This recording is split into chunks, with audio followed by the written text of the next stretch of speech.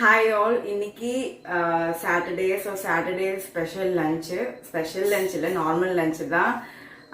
என்ன lunch பாத்தீங்கன்னா Bisibelebath அப்புறம் வந்து Gobi 65. Actually last previous videoலவே வந்து Gobi 65 பண்ற மாதிரி இருந்தது. பட் வந்து டைம் ஆயிடுச்சுனால சாட்டர்டே இன்னைக்கு கிட்ஸ் எல்லாம் வீட்டில் இருப்பாங்க. ஸோ இன்னைக்கு சூடா நல்லா சாப்பிட்டா நல்லா இருக்கும்னு சொல்லிட்டு இன்னைக்கு வந்து Bisibelebath and Gobi 65 இதுதான் லஞ்சு.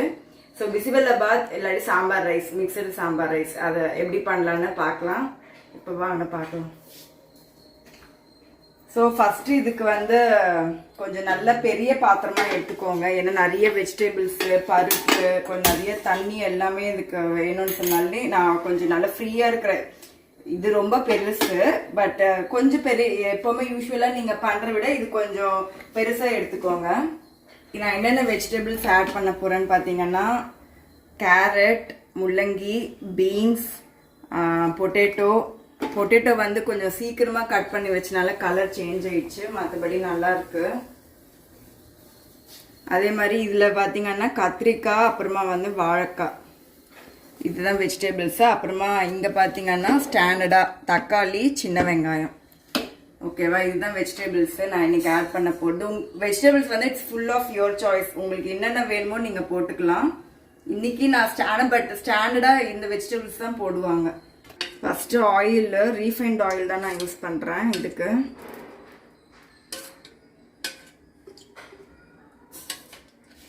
கொஞ்சம் நிறையவே விட்டுக்கோங்க, ஏன்னா எல்லா காயுமே வதக்கணும்ல. ஸோ ஆயில் பாருங்க, நான் எவ்வளோ ஆயில் விட்டுருக்கேன்னு தெரியும் உங்களுக்கு. இந்த ஆயிலில் நீங்கள் Bisibelebath வந்து குக்கரில், ப்ரெஷர் குக்கரில் பண்ணிங்கன்னா அது வந்து அடியில் தீஞ்சு போயிடும். ஸோ இந்த மாதிரி நல்லா ஓப்பன் பாத்திரம், பெரிய பாத்திரத்தில் பண்ணிங்கன்னா டேஸ்ட் நல்லாயிருக்கும். அடியும் பிடிக்காது. ஏன்னா நம்ம அடிக்கடி கிண்டிக்கிட்டே இருக்கணும், அப்போ தான் அது வந்து அடி பிடிக்காது, இல்லாட்டி அப்படியே அடி பிடிச்சிடும். ஸோ குக்கரில் பண்ணாதீங்க, இந்த மாதிரி ஒரு பெரிய பாத்திரத்தில் பண்ணிங்கன்னா நல்லா வரும்.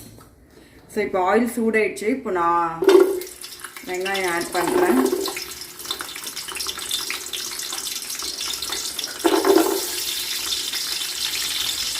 சின்ன வெங்காயம் போட்டிங்கன்னா நல்லா டேஸ்ட் நல்லாயிருக்கும். ஸோ இப்போ எல்லாமே வெஜிடபிள்ஸ் எல்லாமே ஒன்றா போட்டுடலாம். ஏன்னா எப்படி இருந்தாலுமே இது எல்லாமே நம்ம நல்லா குக் பண்ண போகிறோம். ஸோ எல்லாமே நல்லா பாயில் ஆகிடும், வெந்துடும். தக்காளி, அப்புறமா ஒரு பச்சை மிளகா பார்த்தீங்கன்னா ஒரு 4 பச்சை மிளகா,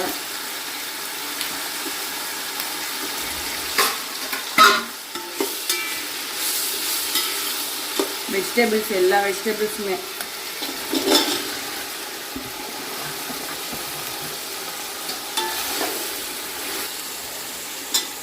கத்திரிக்காய், வாழைக்காய்,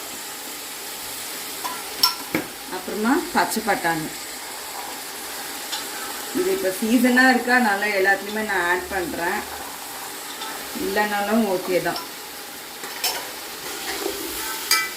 நல்லா மிக்ஸ் பண்ணிட்டு ஒரு 5 மினிட்ஸ் அப்படியே மூடி வச்சு 5 மினிட்ஸ் மூடி வச்சுட்டு அப்படியே விட்டுடலாம். அதுக்கப்புறமா ஓப்பன் பண்ணி பருப்பு தண்ணி, புளி தண்ணி, அப்புறமா வந்து பவுடரு, சாம்பார் பவுடரு எல்லாத்தையும் போட்டு அப்புறமா நம்ம மிக்ஸ் பண்ணிக்கலாம். இப்போ இதை அப்படியே 5 மினிட்ஸ் விட்டுடலாம். இப்போ நம்ம சாம்பார் பவுடர் ரெடி பண்ணிக்கலாம். இப்போ மசாலா, சாம்பார் பவுடர் ஃப்ரெஷ்ஷாக அரைச்சிக்கணும். எப்போவுமே யூஸ்வலி போடுற சாம்பார் பவுடர் இது கொஞ்சம் டிஃப்ரெண்ட்டாக இருக்கும். ஒரு 2 drops ஆயில்,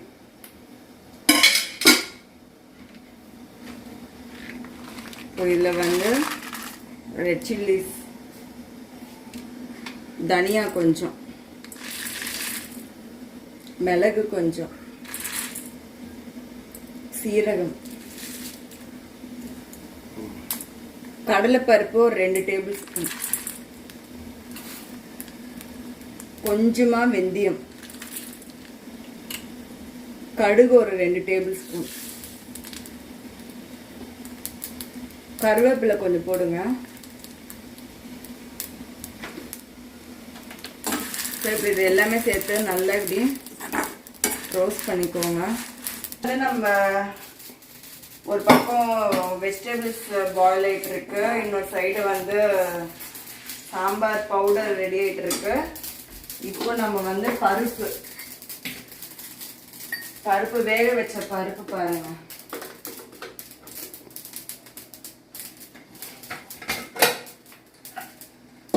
வேக வச்ச பருப்பு தோரம் பருப்பு இது மஞ்சள் போட்டு வேக வச்சேன். இப்போ அதை மிக்ஸ் பண்ணிக்கலாம்.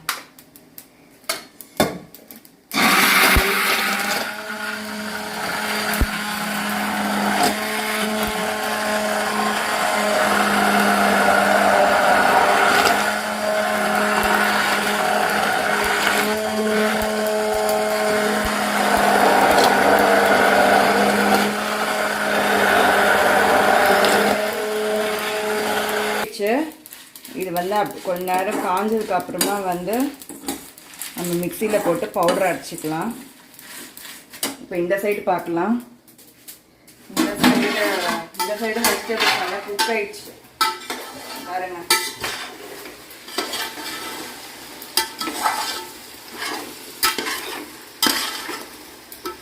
சூப்பராக குக் ஆயிருக்கு.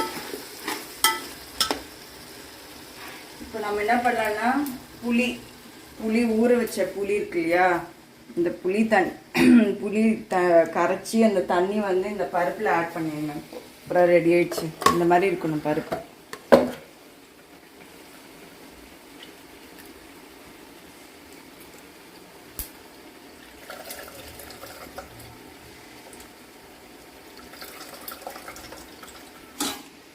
ஒரு லைட்டாக புளி தண்ணியும் பருப்பு ரெண்டும் சேர்த்து ஒரு மிக்ஸ்.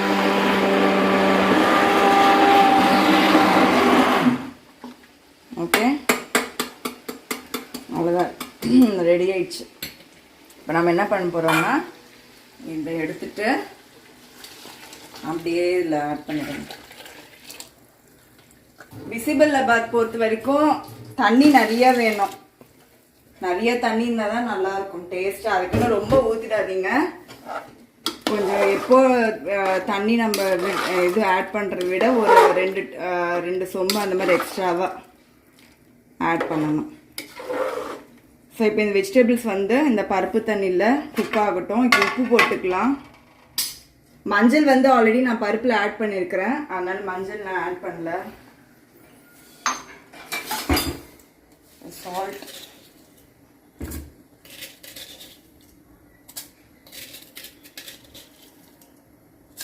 பத்தலாம் அப்புறம் போட்டுக்கலாம்.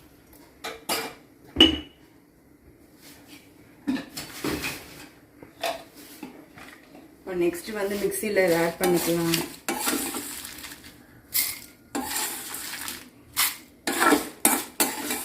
சவுண்டு பாருங்க, இந்த மாதிரி இருக்கணும். சவுண்டு தெரியுதா? இந்த மாதிரி வரணும். இப்போ இது பவுடர் பண்ணிட்டு எடுத்துகிட்டு வரேன். பவுடர் பண்ணியாச்சு. இப்போ இதில் ஆட் பண்ணிக்கலாம் நம்ம.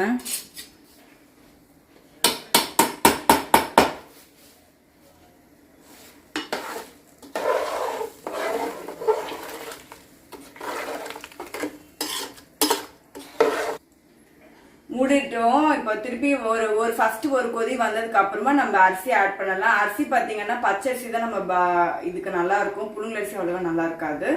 ஸோ பச்சரிசி தான் நான் இன்னைக்கு போடுறேன். அது வந்து ஒரு 1 hour முன்னாடி சோக் பண்ணிட்டேன். அது பாயில் ஆனதுக்கு அப்புறமா பச்சரிசி ஆட் பண்ணிட்டு அதுக்கப்புறமா நம்ம எப்படி வருதுன்னு பார்க்கலாம். இப்போ வந்து கோபி 65 ரெடி பண்ணலாம். ஸோ இப்போ ஓப்பன் பண்ணலாம். பாருங்க, கொதிக்குது. இப்போ ரைஸ் ஆட் பண்ணலாம். நம்ம ரைஸ் ஆட் பண்ணியாச்சு.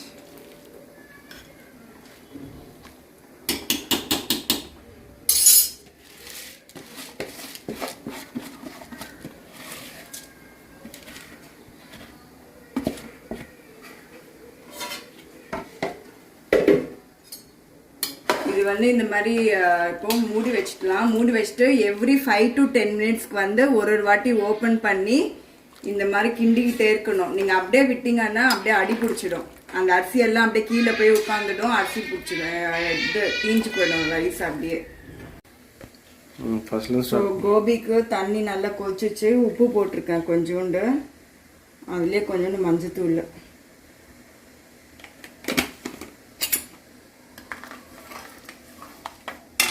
கோபி நல்லா இந்த மாதிரி சின்ன சின்னதாக கட் பண்ணி வச்சுருக்கேன். இப்போ இதில் ஆட் பண்ணிடலாம்.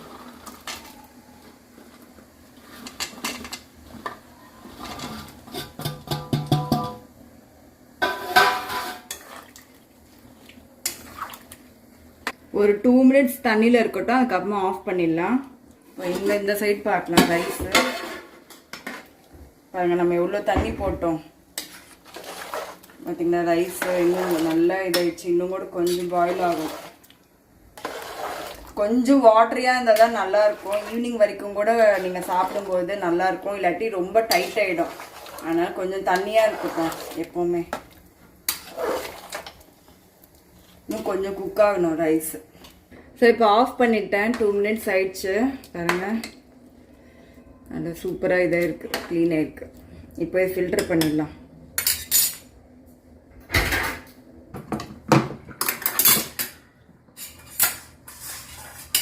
இப்போ கோபி 65 மசாலா மேரினேட் பண்ணிக்கலாம்.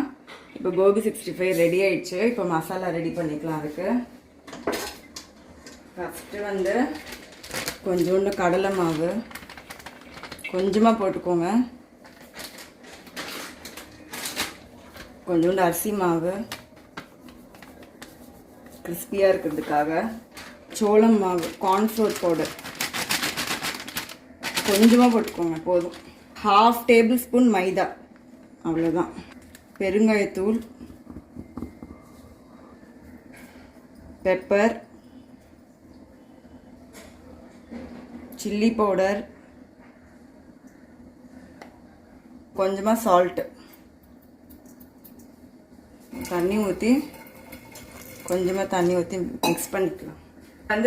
ஒருத்தர் ஒரு வெர்ஷன் பண்ணுவாங்க. சில பேர் ginger garlic paste, garam masala எல்லாம் அவங்கவுங்க சாய்ஸ். என்னென்ன வீட்டில் என்னென்ன பவுடர், ரெடிமேட் பவுடர் எல்லாம் ரெடியாக இருக்கோ அதை ஆட் பண்ணிக்க வேண்டியது தான். ஸோ இது இன்றைக்கி நான் இந்த மெத்தட் பண்ணுறேன். நானும் actually garam masala powder, ginger garlic paste இருந்துச்சுன்னா அதுவும் ஆட் பண்ணுவேன். இன்றைக்கி இந்த மெத்தட் பண்ணுறேன். இதுவும் நல்லா தான் இருக்கும். நான் கலர் எல்லாம் ஆட் பண்ண மாட்டேங்க. அந்த சில்லி பவுடர் வரும் பார்த்தீங்களா, அதோட நம்ம நேச்சுரல் அந்த கலர் தான். நான் கலர் ஆட் பண்ணலை. மிக்ஸ் பண்ணிக்கோங்க. இந்த கன்சிஸ்டன்சி இருக்கணும், கொஞ்சம் திக்காக இருக்கணும். ரொம்ப வாட்டரியாக இருந்தால் நல்லா இருக்காது. இப்போது இது கூட நம்ம இது வேக வச்சோம் இல்லையா, அது மிக்ஸ் பண்ணிக்கலாம். சரிங்க.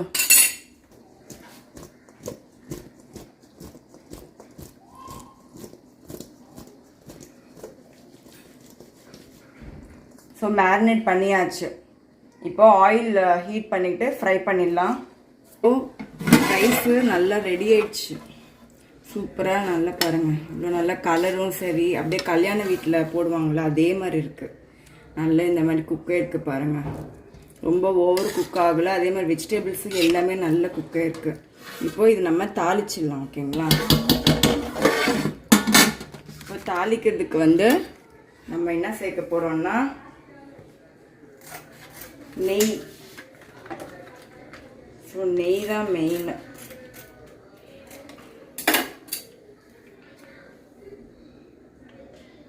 நெய் சேர்த்துக்கோங்க. கடுகு,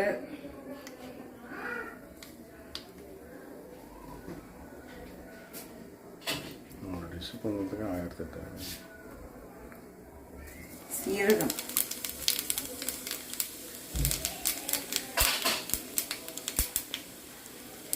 கொஞ்சோண்டு வெந்தயம்,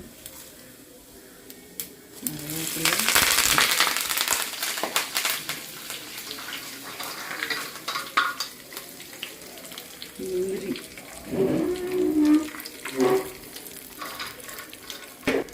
காஞ்ச மிளகாய். நல்லா இந்த ஸ்டேஜ் ஆஃப் பண்ணிடுங்க.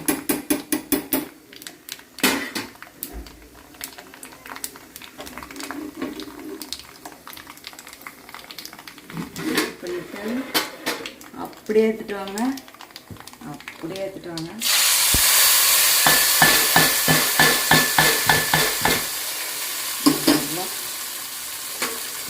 ஆயிடுச்சு.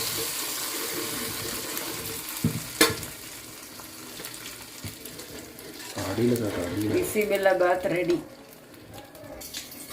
இப்போ நீங்கள் பார்த்தீங்கன்னா கடாய் வச்சாச்சு, எண்ணெயை ஊற்றியாச்சு.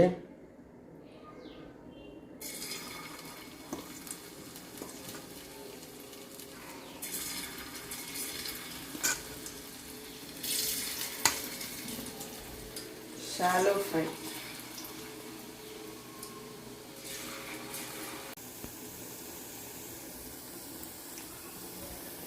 ஸோ கோபி வந்து இப்போ ஃப்ரை ஆகிட்டுருக்கு. அந்த மாதிரி வந்து லோ ஃப்ளேமில் வச்சுட்டு ஃப்ரை பண்ணுங்க.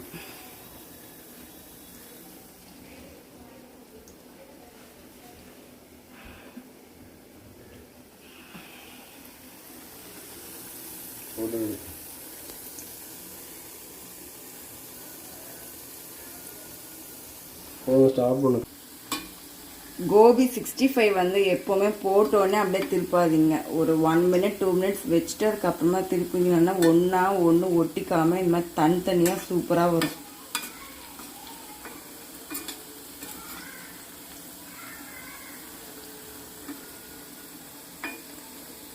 இது நான் கலர் ஆட் பண்ணலை, அதனால் இந்த கலர் தான் இருக்கும். கலரு ஃப்ரை ஆயிடுச்சு. நாங்கள் நல்லா ஃப்ரை ஆகிடுச்சு, கலர் சேஞ்ச் ஆகிடுச்சு. இப்போ எடுத்துடலாம். ஒன்றுக்கு ஒன்று ஒட்டவே இல்லை பாருங்கள். நல்லா தனித்தனியாக நல்லா வந்திருக்கு. கடையில் ஷாப்பில் வர மாதிரியே இருக்குது. பார்த்தீங்களா?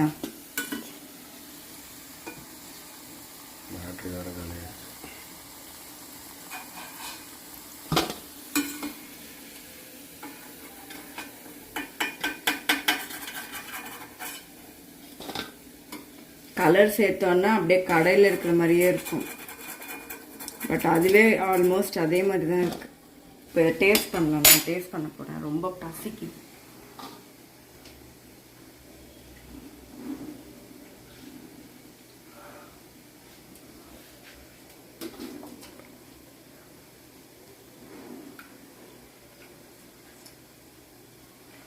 ரொம்ப சூப்பராக இருக்குது. அப்படியே கேமராமேனுக்கும் ஊட்டி விட்றேன். சொல்லுங்க, எப்படி இருக்கு? நல்லா இருக்கு, கரெக்டாக இருக்கு. சால்ட்டு காரம் எல்லாமே கரெக்டாக இருக்கு. ஸோ எல்லாமே ஃப்ரை பண்ணிட்டேன் பாருங்கள். நல்லா சூப்பராக சவுண்டு பார்த்தீங்களா? இவ்வளோ கிறிஸ்பியாக நல்லா குக் ஆகிருக்கு. கலரும் பாருங்கள், நான் கலரே ஆட் பண்ணலை, ஆனாலுமே கலர் சூப்பராக வந்திருக்கு. இது வந்து எல்லாருக்குமே சர்வ் பண்ணிட்டேன். இப்போ நானும் என் சின்ன பையனை மட்டும் சாப்பிட்ணும். மீதி 3 பேருக்கு சர்வ் பண்ணதில் மீதி இருக்கிறது இவ்வளோ தான். அதே மாதிரி எனக்கு பாருங்கள், நான் வச்சுருக்கேன் பிசிபெல்லாபாத் ரெடி ஆகிடுச்சு. சூப்பராக குக் ஆகிருக்கு. எங்கள் ஹஸ்பண்டுக்கு வந்து நான் சர்வ் பண்ணுற வீடியோ எடுங்கன்னு சொன்னோடனே அவருக்கு வந்து பேட்ரி இறங்கிடுச்சு, பசி வந்துச்சு. அதனால் அவர் போயிட்டார், அவருக்கு போட்டு கொடுத்துட்டேன். அதே மாதிரி என் ஃபோன்லேயும் பேட்ரி டவுன் ஆகிடுச்சு. ஸோ இப்போ நானே வீடியோ எடுக்கிறேன். ரெடி ஆயிடுச்சு பிசிபெல்லாபாத் குக்கும்பர். அப்புறம் வந்து கொஞ்சோண்டு காலிஃப்ளவர், கோபி 65.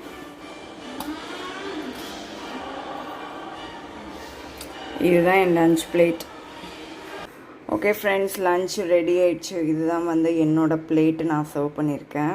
இதுதான் வந்து என்னோட style of making bisibelebath and gobi 65. ஒருத்தர் ஒரு வே ஆஃப் குக்கிங் இருக்கும். ஸோ இதுதான் என்னோட வே ஆஃப் குக்கிங். இதில் உங்களுக்கு ஏதாவது டிஃப்ரெண்ட்டாக தெரிஞ்சிச்சு அப்படின்னா கண்டிப்பாக ட்ரை பண்ணிவிட்டு அப்புறமா டேஸ்ட் எப்படி இருந்துச்சுன்னு சொல்லுங்கள். இதே மாதிரி இன்ட்ரெஸ்டிங்கான ரெசிபீஸில் வேணும் நினச்சிங்கன்னா கண்டிப்பாக என்னோடய சேனல் வந்து சப்ஸ்கிரைப் பண்ணிக்கோங்க. அப்போ தான் வந்து நான் போடுற எல்லா வீடியோஸுமே நீங்கள் மிஸ் பண்ணாமல் பார்க்கலாம். இதே மாதிரி இன்ட்ரெஸ்டிங்கான வீடியோவில் நான் மீண்டும் உங்களை சந்திக்கிறேன். அது வரைக்கும் நன்றி, வணக்கம், டாடா, பை.